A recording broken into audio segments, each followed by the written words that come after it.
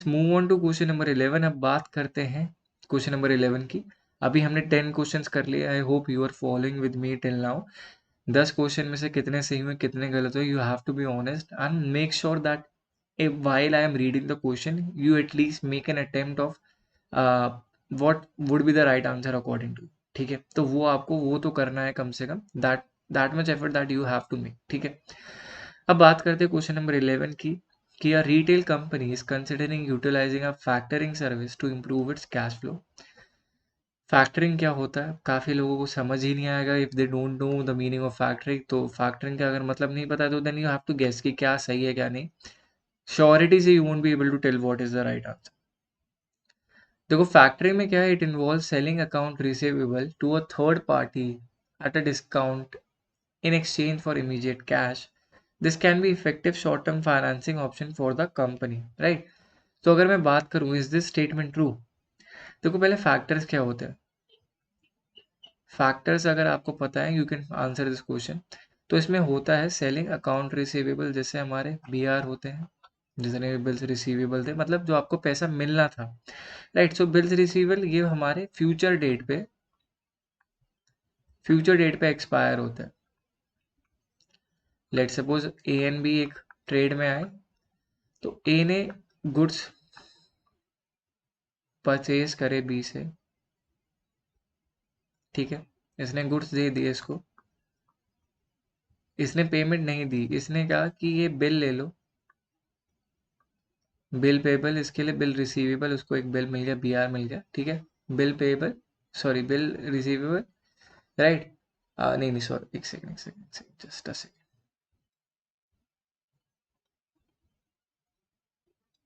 Right. सो BP BR सही है। तो इसमें कहने का मतलब क्या है कि यहाँ पे B को क्या है, एक बिल जो है उसने बिल पेबल इशू कर दिया और उसे एक बिल रिसीव हो गया, ठीक है। Just a second,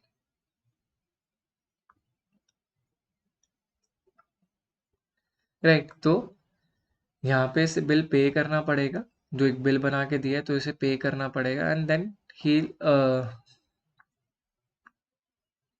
he will get the amount, ठीक है, बिल्स रिसीवेबल इसे मिल जाएंगे। तो ये इसने बिल्स रिसीव कर लिए। अब हुआ क्या कि फ्यूचर डेट पे एक्सपायर होता है, मतलब इसमें ये कहने का मतलब क्या है कि A इसे पेमेंट देगा किसी आगे वाली डेट पे, जैसे लेट सपोज 10 डेज आफ्टर, ठीक है, 10 डेज आफ्टर पेमेंट होनी थी B को। अब उसमें प्रॉब्लम क्या है कि B के पास अभी 10 डेज तक कोई पैसा नहीं आया, वो 10 दिन के बाद ही जाके A से वो पैसे ले सकता है, राइट।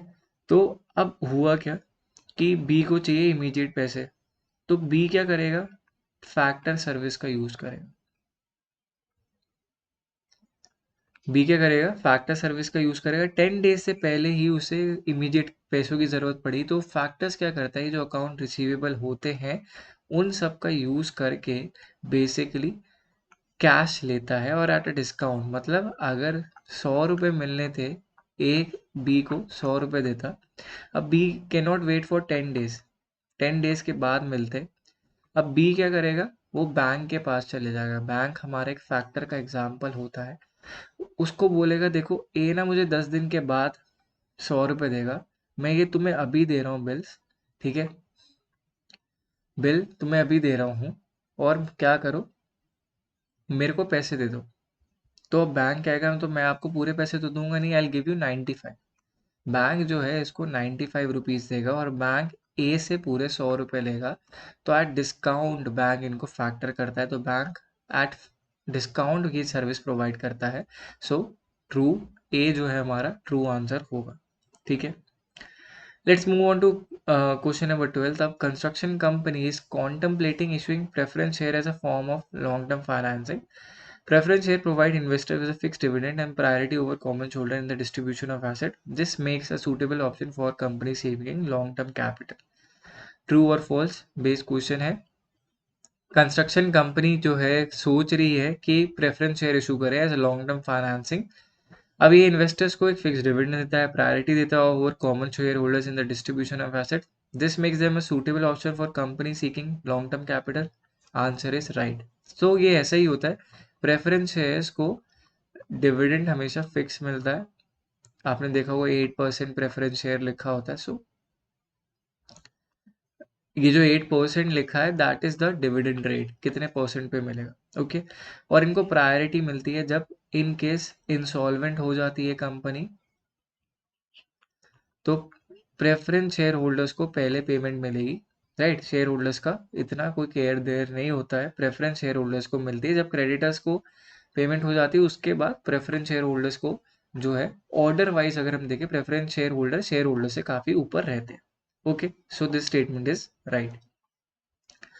अब बात करते हैं क्वेश्चन नंबर 13 की। Explain the role of financial markets in the economy, highlighting their significance in facilitating efficient capital allocation।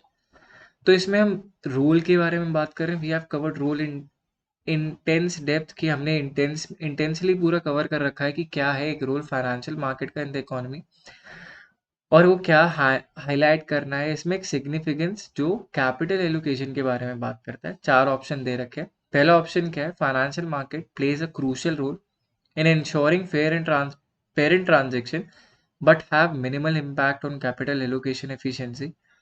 फिर सेकंड क्या है, financial markets facilitate the transfer of funds from saver to borrowers promoting efficient capital allocation and economic growth. फिर third क्या है, the primary function of financial market is to generate profits for institutional investors often at the expense of small investors. ये तो यहीं से गलत लग रहा है। Financial market are solely focused on short-term gains, neglecting their role in long-term capital ये allocation, ये भी गलत है। राइट, अब तो हमारे पास 2 ही ऑप्शन बचे। सो इसका right answer is option number B, that facilitate transfer of fund from savers to borrowers. मैंने डायग्राम भी बनवाया था, सेवर्स टू बोरोवर्स जिनको फंड्स की ज़रूरत होती है, जो हमारी कैपिटल एलोकेशन, जो फाइनेंशियल मार्केट के पार्टिसिपेंट्स होते हैं। राइट, तो हमारे बैंक्स, इंश्योरेंस जो है, ये सब गवर्नमेंट, इंश्योरेंस कंपनीज, गवर्नमेंट, ये सारे क्या है, इंटरमीडिएटरीज हैं जो ये फंड जो है सेवर से बोरोवर तक पहुंचाते हैं। राइट, और इनका ही काम है जिससे एफिशिएंट कैपिटल एलोकेट होती है और इकोनॉमिक ग्रोथ होती है। आपने देखा होगा एल काफ़ी जगह पैसा इन्वेस्ट करती है because they want to grow money. As क्या होता है, पैसा बैंक्स को सेवर से बोरोवर तक पैसे पहुंचाने होते हैं, तभी उनकी मेजर सोर्स ऑफ इनकम बनती है। Right, they won't earn so much income from deposit जो उनके वहाँ पड़े होते हैं। डिपॉजिट पे तो उनको इंटरेस्ट पे करना पड़ता है। राइट, तो इसीलिए इनको क्या करना होता है, इस डिपॉजिट को चैनलाइज करना है, उस डिपॉजिट को वो आगे लेंड करते हैं जिनको पैसों की ज़रूरत है, उनसे वो ज़्यादा रेट ऑफ इंटरेस्ट चार्ज करते हैं, और जो डिपॉजिटर्स हैं उनको कम रेट ऑफ इंटरेस्ट देते हैं। तो जो मार्जिन जो बीच का बैठता है, that is what they earn. ठीक है, all right. So let's move on to question number 14, और इसमें हम बात कर रहे हैं differentiate between primary and secondary markets, highlighting their respective functions in the issuing and trading of financial instruments. तो हम बात कर रहे हैं यहाँ पे किसके बारे में, difference between primary and secondary market. तो प्राइमरी एंड सेकेंडरी मार्केट का डिफरेंस भी मैंने बताया था in one of my videos. अब 4 ऑप्शन दे रखे। पहला क्या है, the primary market is where existing financial instruments are bought and sold, while the secondary market involves the initial issuance of securities। Option number B क्या कहता है, in the primary market securities are issued for the first time and the funds are raised directly from investors। The secondary market involves the trading of existing security among investors। Third क्या कहता है, both primary and secondary markets serve the same purpose of issuing new securities to raise capital of companies for companies। Last is the primary market is exclusive to institutional investors while the secondary market is open to individual investors। Right, तो आपको difference बताना है। I think this is a very easy question, I want you guys to attempt this, और मैं फिर उसके बाद इसका सही आंसर बताता हूँ। But I guess each one of you who is watching and who has just a bit of knowledge regarding financial markets can get this one right। I don't think any one of you can get this wrong। This is a pretty easy question। Okay, तो अगर हम बात करें तो right answer इसका ये है, option number B, in the primary market securities are issued for the first time. Okay, and the funds are directly raise from investors, जैसे हमारा आईपीओ में होता है, एफपीओ में होता है, ऑफर फॉर सेल में होता है। ओके, सेकेंडरी मार्केट में हमारा बाइंग एंड सेलिंग होती है स्टॉक एक्सचेंज पे, Bombay stock exchange, national stock exchange, मतलब लिस्ट हो गया, उसके बाद प्लेटफॉर्म स्टॉक एक्सचेंज, उस पर बाइंग एंड सेलिंग होती है। ओके, अब चलते हैं क्वेश्चन नंबर 15 पे। Discuss the impact of globalization on financial market, considering factors such as increased cross-border investment and the integration of international financial system. अब globalisation का इम्पैक्ट वैसे हम नॉर्मली पढ़ते हैं कि क्या था इंडिया पे 1990s में क्या था, और आज की डेट में इस globalization better is actually good और बैड, तो उसके रिगार्डिंग क्वेश्चन नहीं है, इसमें पूछा फाइनेंशियल मार्केट में क्या फ़ायदा करता है, और इसमें ये कुछ हिंट आपको ना कई बार क्वेश्चन से ही मिल जाती है, such as increase cross border investment and the integration of international financial system. चार ऑप्शन है, पहला ऑप्शन क्या है, globalization has led to financial market isolation, reducing cross border investment and limiting the integration of international financial system. Second क्या है option, globalization has no significant impact on financial market as they are largely isolated from international influence. फिर क्या है, increase cross border investment and the integration of international financial system are key features of globalization shaping the dynamics of financial markets. Financial markets operate independently of global economic trends, remain unaffected by the force of globalization. चार option है, I guess this is one of the question which is on the easier side, काफ़ी simple है, बहुत difficult नहीं है, but I hope that you don't get it wrong. एक hint भी है यहाँ पे, थोड़ा अगर आप क्वेश्चन को पढ़ोगे तो वहीं से हिंट भी पिक कर सकते हो, बाकी if you know about globalization तो भी आप बता सकते हो, ठीक है। तो आई फर्स्टली एनिमिनेट की कौन कौन से गलत है। देखो, has no impact on financial market as they are largely isolated from international influences, तो गलत है। देखो, हमारे यहाँ फॉरेन इंस्टीट्यूशनल इन्वेस्टर्स होते ही हैं, ठीक है, एफ आई आईज, हम भी इन्वेस्ट करते हैं फॉरेन मार्केट्स में, और फॉरेन मार्केट्स दो हमारी बाइंग एंड परचेजिंग इतनी इम्पैक्टफुल नहीं है, बट फॉरेन इंस्टीट्यूशनल इन्वेस्टर्स की होती है इन आर कंट्री। अब globalization has led to financial market isolation, नहीं, तो ग्लोबलाइजेशन का तो मतलब ही है सबको एक साथ लेके आना, राइट। एक वर्ल्ड को एक जगह बनाना है, एक सारी कंट्रीज को एक साथ लेके आने की कोशिश होती है, यूनाइट करने की कोशिश होती है, ना कि आइसोलेशन में रखने की। फाइनेंशियल मार्केट्स ऑपरेट इंडिपेंडेंटली, ये भी नहीं है, जैसे मैंने कहा कि एफ आई आर्स हैं तो वही तो ऑपरेट कर रहे हैं, उनको कैसे मैं एलिमिनेट कर दूँ, तो option number C is the right answer, कि इंक्रीज करता है क्रॉस बॉर्डर इन्वेस्टमेंट और इंटीग्रेशन को इंटरनेशनल फाइनेंशियल सिस्टम की,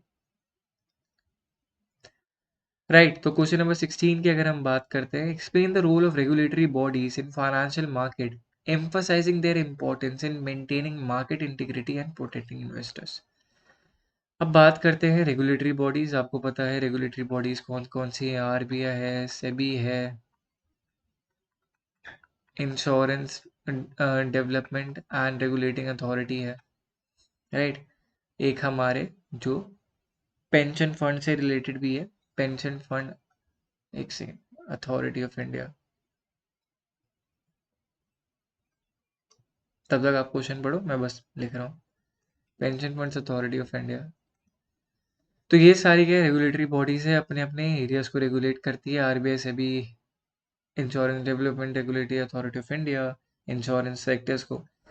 तो अब ये क्या करते हैं, देखो रेगुलेटरी बॉडीज का कुछ भी रोल नहीं होता, regulatory bodies are primarily concern with maximizing profits, regulatory bodies plays a crucial role in maintaining market integrity, enforcing rules and regulation and protecting the interest of investors। तो ये होगा, क्योंकि यहाँ पे you cannot work for profit maximization of some, you want to make a fair play, fair field for everyone to participate, right। Market में आप ये नहीं चाहते कि कुछ ही लोग, आप चाहते हो हर कोई पार्टिसिपेट करे विथ फेयरनेस। फेयरनेस इतनी होनी चाहिए जिससे लोगों का ट्रस्ट बने। See, all those institutions, what they do is basically build trust of people कि in case अगर कुछ हो भी जाता है, we are there to help you out, ठीक है। तो इसलिए सेबी है, insurance development regulatory authority of India है, pension fund authority of India है, RBI reserve bank of India, securities exchange board of India. So all of these are the regulatory bodies that they are there to educate customers, to enforce rules and regulation, and to protect their interest as well. Okay. Now let's move on to question number 17। अब बात करते हैं types of हमारे investors के related कोई question है। Identify the traits associated with risk-averse retail investors. I have already covered what are the various types of risk uh, related retail investors. पहला क्या है, कुछ ऑप्शन दे रखे, you have to pick the right one out.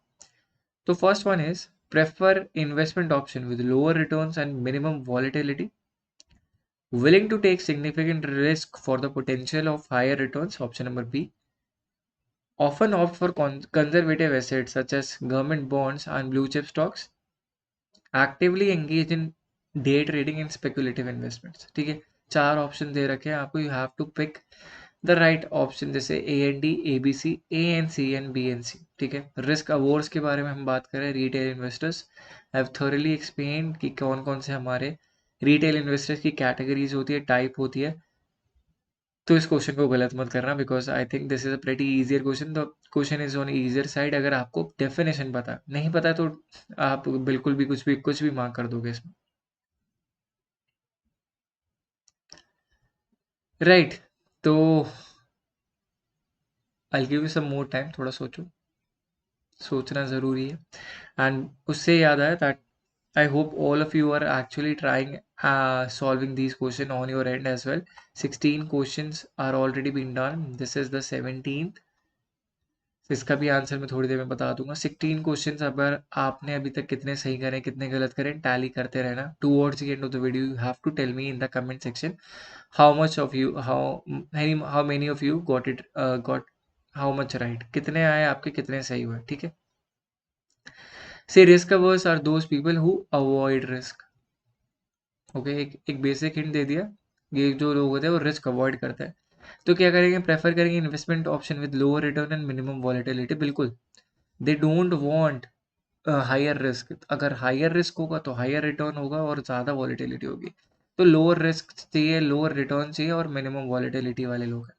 Willing to take significant risk for potential of higher return, नहीं नहीं, ये तो अपोजिट हो गया। Often opt for conservative assets such as government bond and blue chip stocks. बिल्कुल सही है, because as you know blue chip stock और जो गवर्नमेंट बॉन्ड्स होती हैं they are very safe assets. जो सेफ एसेट्स हैं उनकी कैटेगराइजेशन में आते हैं हमारे risk averse. Actively engage in day trading and speculative investment, नहीं, ये बहुत रिस्की एक्टिविटीज होती है, इनसे ये तो दूर रहते हैं। तो option number A and C is the right answer for this question. Okay, question number 18 mutual fund से रिलेटेड है। Examine the future of mutual funds, choose the correct statement. Mutual fund pool funds from multiple investors to invest in a diverse portfolio of securities. Investor in mutual funds own share in the fund but do not have voting rights. Mutual funds are not regulated by any financial regulatory authority. The NAV of a mutual fund represents the total market value of its assets. Okay. Teacher पूछे mutual fund से, right, correct answer को आपको, correct statement को pick करना। Option A and D है, A B and D है, A and C and, B and C है। Okay, बताना है कि क्या क्या स्टेटमेंट सही होंगी, कौन सी स्टेटमेंट सही लग रही है आपको। तो you have to pick the right option according to, कि ए ऑप्शन सही है, बी ऑप्शन सही है, सी एंड डी। दो there is only one option जिसमें ए बी एंड डी सही है, मतलब the majority of option are saying that A, like the two of the options are the right, but एक ही option है जो कह रहे हैं तीनों हो सकते हैं। ठीक है, तो ऐसे गेस्टिमेट में हो सकता है आप ये सोचोगे कि इनमें से ही कोई सही हो सकता है, क्योंकि अगर ये तीन अलग से ऑप्शन दे रखे हैं तो मतलब एक ऐसा आंसर होगा जिसमें सिर्फ दो ही ऑप्शन सही होंगे, बट ऐसा हमेशा सही नहीं होता, राइट। तो मैं एक्सप्लेन करता हूँ पहले इस क्वेश्चन को। म्यूचुअल फंड में जो होता है, पैसे पूल करे जाते हैं from multiple investor to invest in diverse portfolio of securities, बिल्कुल सही है। ये म्यूचुअल फंड्स किसके लिए होते हैं, those who are in export, you don't know how which stock to be pick, कब पिक करना है, कितने प्राइस में पिक करना है, इन एक्सपोर्ट हो, आपको एक्सपर्टीज नहीं है। So what you do is basically lend your money to a mutual fund house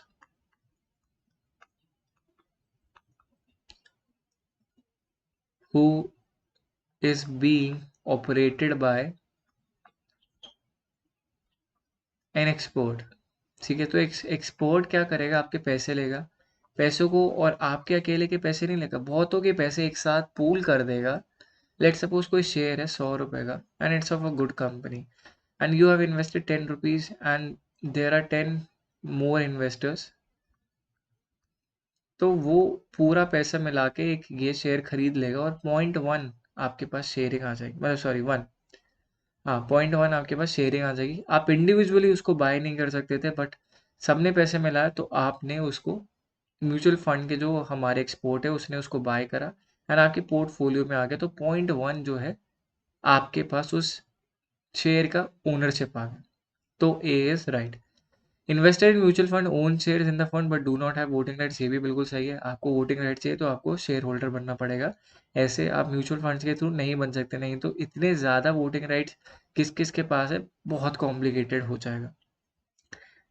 mutual funds are not regulated by any financial regulatory authorities, ये गलत है, राइट। इसको सेबी जो हमारी है उस वो रेगुलेट करती है, तो जो भी सी से रिलेटेड है ऑप्शन वो तो गलत है। अब दो ऑप्शन बचे, A and D and A B D.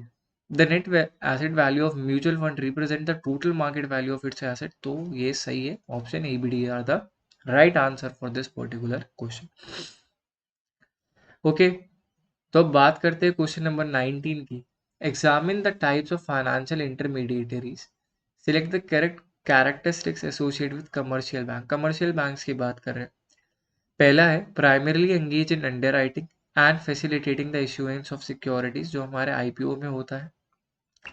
Accept deposit from the public and provide loans to individual and business, often involved in asset management service for high net worth clients, play a crucial role in creation of money through the fractional reserve banking system। Commercial banks की बात कर रहे हैं तो हमारे commercial bank जैसे हो गए HDFC बैंक, हमारे SBI, हमारे ICICI बैंक, तो ये सारे कमर्शियल बैंक्स हैं जो एक कमर्शियली काम करते हैं, राइट। तो sorry sorry, ICICI commercial banks नहीं, वो एक अलग ही कैटेगरीज में आ जाती है, because commercial banks are those bank that they are aiming to earn profit. जो हमारे SBI हैं और ये सारे गवर्नमेंट बैंक्स होते हैं, उनका प्रायोरिटी मोटिव जो होता है वो अर्न नहीं करना होता प्रॉफिट, ठीक है। HDFC हो गया, ICICI हो गया, इनका प्राइमरी मोटिव ही होता है, सोल मोटिव होता है कि अर्न करना है और मैक्सिमाइज करना है अपने शेयर होल्डर्स का वेल्थ और प्रॉफिट अर्न करना है, ओके। अब इसके बारे में हमें बात करनी है कि एग्जैक्टली क्या क्या है इसमें इंक्लूडेड होता है नहीं होता है। कमर्शियल बैंक्स की अगर हम बात करें, देखो primarily engage in under writing and facilitating the issue of security, ये कमर्शियल बैंक का काम नहीं है। इन्वेस्टमेंट हमारे जो बैंक्स होते हैं, तो ये जो इन्वेस्टर बैंक्स जो होते हैं इनका काम होता है ऐसी सर्विसेज प्रोवाइड करना, IPO वाली सर्विसेज प्रोवाइड करना। दो आजकल कमर्शियल बैंक्स भी ये सब सर्विस प्रोवाइड करने लगा है, बट ये इनका प्राइमरी फंक्शन नहीं होता है, ठीक है। इन्वेस्टमेंट बैंकिंग की जो हमने बात करी है, इनका रोल जो होता है वो होता है अंडर राइटिंग फैसिलिटी प्रोवाइड कराना। अंडर राइटिंग फैसिलिटीज़ में होता क्या है कि आपके IPO को लॉन्च करा देते हैं, इनकेस अगर आपका IPO सब्सक्राइब नहीं होता तो ये उसको सब्सक्राइब कर देते हैं, ओके। फिर एक्सेप्ट करना deposit from the public and provide loan to individual and business, ये तो होता है फंक्शन। तो मतलब ए से रिलेटेड जो है सारे ही गलत हो गए, तो option B and D are the right. Offer invest involve in asset management services for high net worth client, ये भी नहीं होता। Play a crucial role in the creation of money through the fractional reserve banking system, this is also right, okay. Move करते हैं आज के last question पे, question number 20 पे। Explore the concept of liquidity risk in financial market, select the accurate statement, आपको accurate statement को select करना है और लिक्विडिटी रिस्क के रिगार्डिंग फाइनेंशियल मार्केट में बात कर रहे हैं। Liquidity risk refers to the potential inability to buy or sell an asset without causing a significant impact on their prices. High trading volumes and active market participants contribute to reduce liquidity risk. Diversification can help mitigating liquidity risk in a portfolio. Liquidity risk is more prominent in markets with lower bid-ask spread. Okay.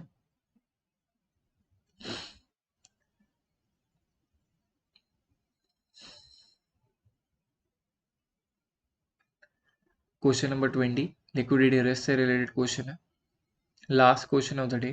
19 questions are already done. Now last question पे I am giving you some time to think and ponder upon, उसके बाद इसका मैं answer बताता हूँ and then will discuss upon the further कि इसके आगे क्या है। आई बिकॉज आपके पार्टिसिपेशन का जजमेंट अभी होगा कि आपने कितना सही करा है नहीं करा है। Participation will be just only when we have completed all the 20 questions. Okay,